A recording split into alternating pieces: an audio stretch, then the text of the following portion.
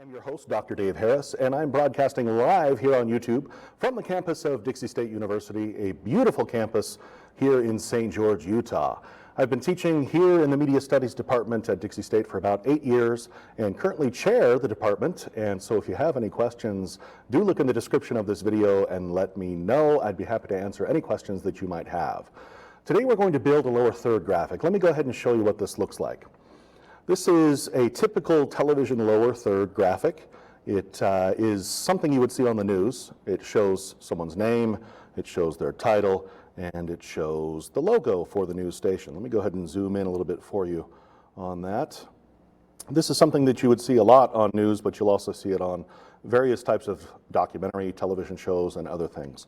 We're going to go ahead and build this. It actually won't take too long. And so, yeah, grab some Photoshop, grab a cup of hot chocolate or a cup of coffee or something. Let's settle down and let's go ahead and begin. I'm going to go ahead and jump in here in Photoshop and go to the File menu and select New. Now, I'm using a Mac today. This would work just as easily on a PC, although some of the keyboard combinations will be a little bit different. I'm going to go ahead and select Film and Video because this is going to be for television. And this is a new menu in the 2017 version of Creative Cloud here with Adobe, and it's actually a really great way to look at these presets. We're going to use this 1920 by 1080 at 72 ppi. This is going to be for high-def television, and it goes ahead and fills in for us the needed requirements. I'll go ahead and call this lower third. And I'm going to leave the background contents at white, even though we are going to make this transparent. And I'll select Create. Gives us our wonderful video screen, and it gives us these guides as well. These guides help us to know what should be kind of within the title safe or the action safe area, and we'll use them just a little bit. The first thing I want to do is I want to create a rectangle, and I have my rectangle tool down here. The rectangle tool is one of the shape tools that can be used in Photoshop. And what I've done, if you don't have a rectangle here, I went ahead and I've just clicked and I've dragged and held for just a short amount of time, and it gives us all the shape tools. You might have a line tool or polygon tool or something here in your tools menu, but the rectangle tool is the one that we're after. I'll go ahead and just make a rectangle, and I'm going to go all the way over here to the edge of this action safe area is what this is. And I'm anticipating how large this needs to be so that it can hold a name. This is going to be for the name. And as soon as I make this rectangle, I've got up here in my options bar the stroke color and the fill color, as well as the stroke width. The stroke color right now for me was yellow. It may be different for you. I do not like yellow, and in fact, I'm going to go ahead and drop that down, and I'm going to just completely hide the stroke color because I don't need that stroke color. So I'll use this transparency button, and as you can see down here, the rectangle stroke becomes completely transparent. I'll go ahead and select the fill color now, and the fill color is what I'm going to use, and I'm going to use a custom color. So I'll go ahead and use the color picker here, and it loads my color picker here in Photoshop. I have a hex code. Now, a hex code is something that we're not going to go over in this video, but a hex code does provide red, green, and blue color information. And I'm going to go ahead and choose a red color. I'll do BA1C21. That's actually Dixie State University's official red color. And I'll select OK. And that gives us this red bar now that is this exact red color that I'm looking for. I'll go ahead and close the fill dialog, and we'll be good to go. Notice also that over here on the layers palette, I now have rectangle 1. Now, if you can't see the layers palette, go ahead and come up here to Window and select Layers. Mine, as you can see, is checked, and we're good to go. That's actually going to be common here in Photoshop as we're working. If you don't see a palette, if you don't see something that I am working on and you don't happen to see it, go ahead and go up to that Windows menu and select the name of that palette, and that'll get you where you need to be. All right, so I have the rectangle, and I'm just going to go ahead and double-click that name, and I'm going to rename it Red Rectangle. This is very beneficial for you to keep track of all these different shapes. And the next graphic element that I want to make is I want to make a black rectangle just below this red rectangle, and just a little bit smaller than the red rectangle. If we look at this is our exemplar version, you can see I've got this black rectangle that's just a little bit smaller than the red rectangle. So I'll come back to the one we're working on. And all I'm going to do, I'm going to make this really easy on myself, and I'm going to select my Move tool, which is up here in the upper left-hand corner of the Tools palette. And then I'm going to hold my Option key down on my Mac keyboard, or the alternate key if you're using a PC.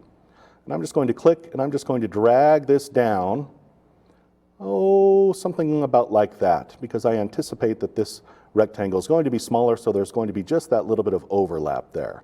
And I'll go ahead and let go. Now you're probably looking at this and saying, wait a second, that's just a larger red rectangle, but I want to show you we actually do have two rectangles there. These are the two rectangles. I'm going to go ahead and turn off the one. There you go. There's our original. If I turn off the new one that we created, there's our new one. But the new one that I created, let me go ahead and turn them back on. The new one that I created, I want to make black. So I'm going to go ahead and select it in my Layers palette, and I'm going to open up my properties. Now my properties are over here, but again, if you want to view the properties, Window Properties is the way to go. And I've got my fill color right here. I'll go ahead and click that and select black from the swatches right here. If you don't happen to have black there, you should have black right down here or right down here. Choose any of those black colors, or one that you might desire if you don't like black. I'll go ahead and close my Properties dialog. Now notice now I've got a small red rectangle and I've got a large black rectangle, and I wanted it to be the other way around. Well, the reason why that is because this layer, which is now our black rectangle, which I'll go ahead and rename, and I'm okay with that uppercase E being there. It's in front of the red rectangle because the Layers palette shows it in order. The top to bottom on the Layers palette is the top to bottom on the image itself. So I'll go ahead and drag that black rectangle down, and there you go. We've got our red rectangle that's large, our black rectangle that's small. The next thing I need to do is I need to get the television logo in here, and I do have a logo. I'll go ahead and just use my Command tab on my Mac keyboard, or alternate tab if you're using a PC, and I have this Dixie Sun News logo. I'll drag that into my image. I'm just going to drag that and drop it. And there it is. It's the exact right size for me. Funny thing, if you need to resize it though, you want to make sure that it's large enough that as you resize it, you're good to go. I'm going to place it down there, and I'm going to hit the Return key to accept that move. Now, one of the things you'll notice on that graphic is it's a graphic that has a white rectangle built into it, and I did that on purpose. We would look at a different show on how you might do that, but again, it's just going to be a white rectangle behind that graphic if you need to do that. I have that white rectangle on there for a reason though, and let me show you what I'm going to do with it. I've got the white rectangle here that's not viewable because of the white background. If I do turn the background off, you can see I do have just a slight amount of white right here, and actually it's completely gone. I'm okay with that. So here you go. Now you get to see exactly how we create that white rectangle because I was totally mistaken and it's not there. That's okay. We all make mistakes. I'll select my rectangle tool, and this time before I actually even make the rectangle, I want to make sure that my fill color up here is white, and I'll go ahead and make my stroke transparent again.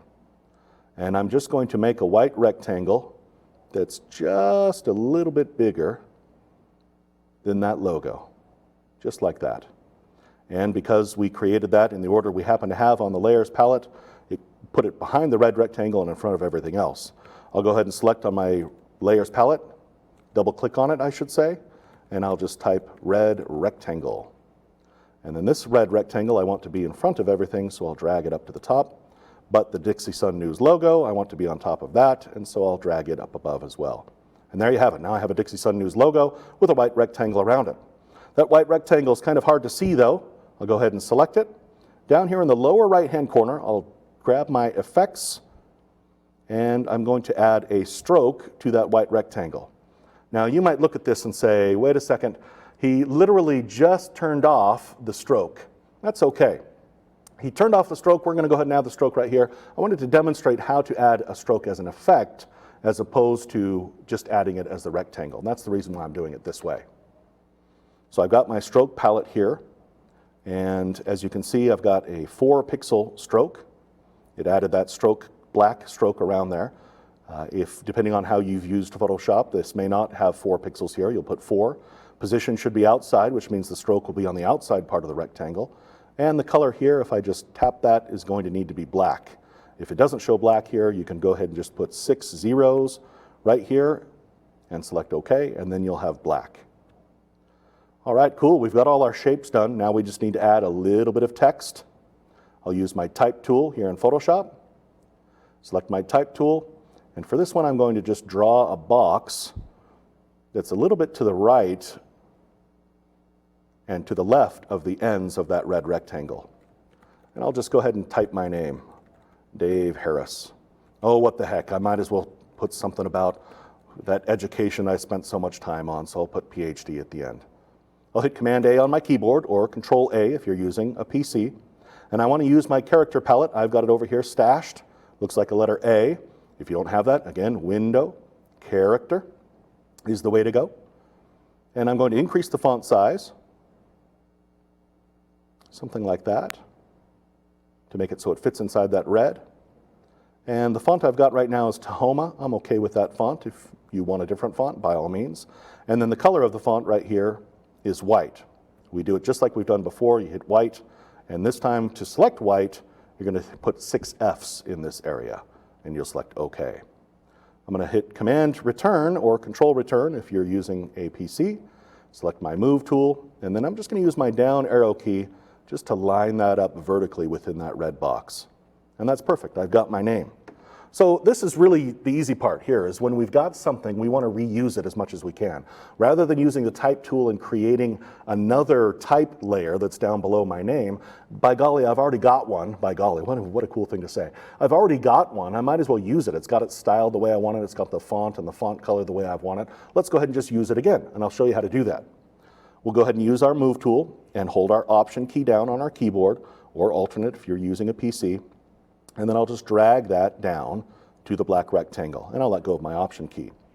Now I've got it perfectly lined up, and I can go ahead and change the text by selecting my Type tool, clicking inside that type, and I'll hit Command A or Control A, and I'll do something like, oh, let's have some fun. Really fun host. That's what I am, right? You can be anything you want to be. I feel like Bob Ross now. You can be anything you want to be in your little world. But yep, really fun host. We've got that layer down here, really fun host, but you can see the font is just a little bit too large. Because I've got that layer selected though, I can go ahead and change the font size here. I can put my arrow right here to the left of it, or I can drop this down, select something like maybe 36. Ooh, that's way too small.